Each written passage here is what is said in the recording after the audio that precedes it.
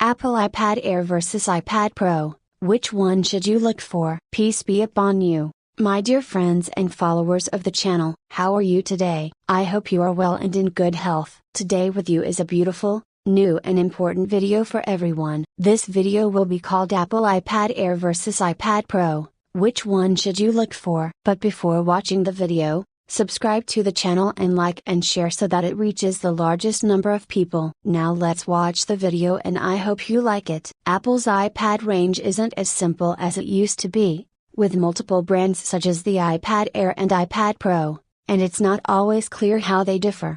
For some, the Air branding may indicate a lighter, less powerful version of the standard iPad. However, that's not the case with the iPad Air, which increasingly feels like a halfway point between the regular iPad and the high-end iPad Pro, especially with the latest generation of hardware. The problem is that even with that logic in mind, there are so many similarities between the iPad Air and iPad Pro lineups that they blur the line between the two, especially when it comes to the 2024 lineup.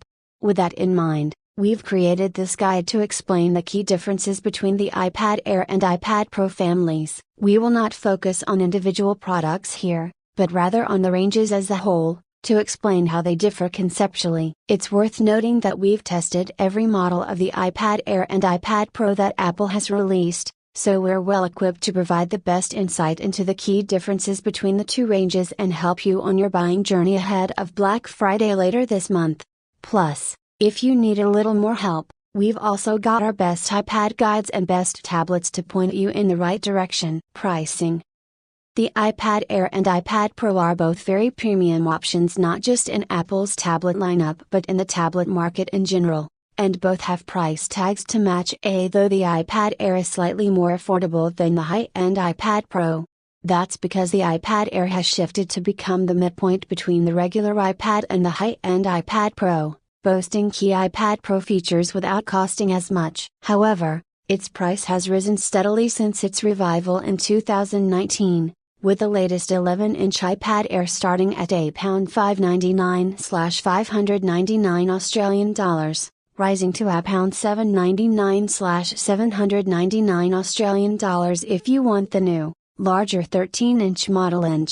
This is still more tempting than the iPad Pro. Apple's limitless range of tablets has the most advanced technology and best accessory support in the entire iPad range, but starting at £999/$999 for the 11-inch model and rising to £1,299/$1,299 for the 13-inch model, you definitely pay a premium for the experience. The good news is that older models, like the M1-powered iPad Air and M2-powered iPad Pro, can now be found at a discount if you don't need the latest and greatest tablet tech. Although Apple no longer officially sells tablets, it's likely that stock at third-party retailers is limited. Design. At one time, it was very easy to differentiate the iPad Pro range from the rest of the iPad range. Not only were the tablets larger at 11 and 12.9 inches respectively, but they featured a uniquely angular design rather than the curved body of other models in the iPad range. However, that has changed over the past few years as Apple has transformed the rest of the iPad lineup to have the same overall look and feel, with the same angular bezels and overall industrial look. This is especially true for the iPad Air, whose screen has also grown from 10.5 to 11 inches over the past few years, with the latest iteration looking very similar to the 11-inch iPad Pro. This also applies to the new 13-inch iPad Air, released as part of the 2024 lineup, which brings the iPad Air closer to the 13-inch iPad Pro than ever before. It's not just about the overall appearance. The iPad Air is the only other iPad that matches the iPad Pro's accessory support, featuring the same 3-point connector on the back panel of the iPad Pro. And there's an area on the right side of the tablet designed to hold the Apple Pencil as well. But more on accessories in a bit. Despite the growing similarities between the two sets, there are some ways to tell the iPad Air and iPad Pro apart. Firstly, the iPad Pro range is only available in dull colors like space gray and silver. The iPad Air range, on the other hand, leans towards more diverse accents such as blue and purple. As a rule of thumb, The iPad Air is generally thinner and lighter than the equivalent iPad Pro as the branding suggests. However, this has already changed with the latest iPad Pro, which, at 5.1 mm thick, is Apple's thinnest product yet. Thanks for confusing things, Apple. Aside from the design, the most noticeable difference has to come when operating the tablets, as the iPad Pro range features the latest display technology in Apple's range. Most notably, Apple ProMotion technology with the 120Hz refresh rate, remains exclusive to the iPad Pro range. The back of the iPad Air 2022 is blue. Image credit, trusted reviews. For those who don't know, this means the displays of recent iPad Pro models will look smoother than most competing tablets that run at a standard 60Hz refresh rate. The difference becomes even more apparent when you compare the iPad Air to the latest generation iPad Pro, where the new 11 and 13-inch models offer OLED technology for the first time. As with OLED panels in recent iPhones, this means deeper blacks and more vibrant colors, and with dual OLED panels, they're bright, too.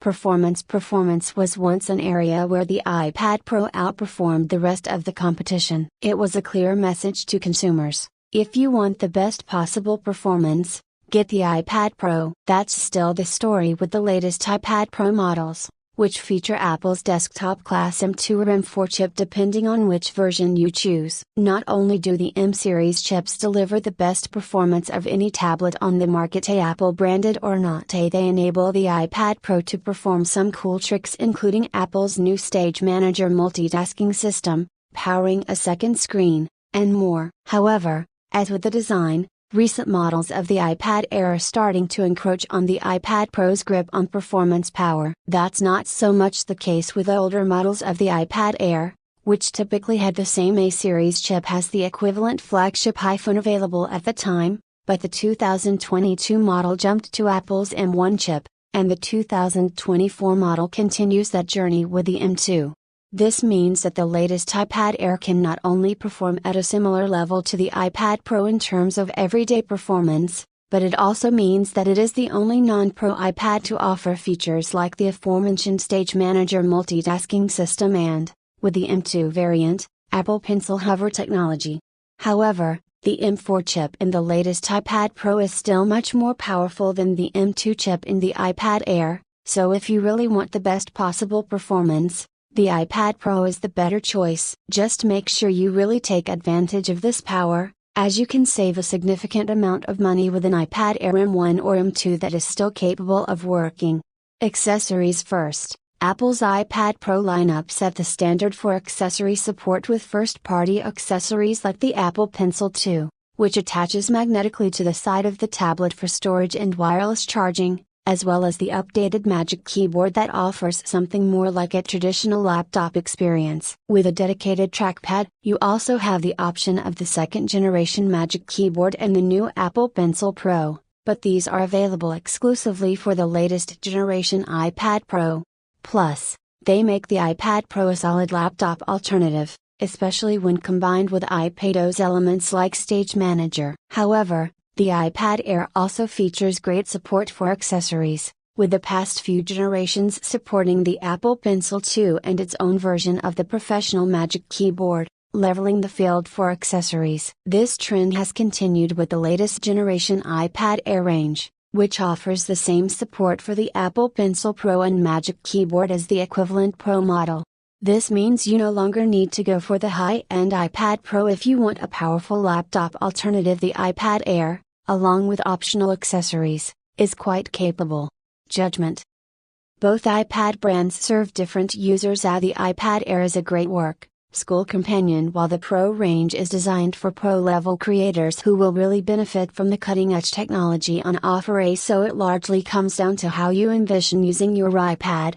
If you really think you'll benefit from the high-end specs on offer, whether for work or play, the iPad Pro is a worthwhile purchase that will meet all your tablet needs. But for most people, the iPad Air, especially the latest M2 variant, will be all you need from an iPad. Likewise, You can save a significant amount of money if you opt for an older but still capable Pro or Air model. These will likely be the iPads that will be marked down on Black Friday at third-party retailers as they shift remaining inventory of older versions. So if you don't need the latest and greatest in tablet technology, an older model may serve your needs just fine. Appropriate. At the end of the video, I thank you for watching and I hope you liked it, and see you in a new video.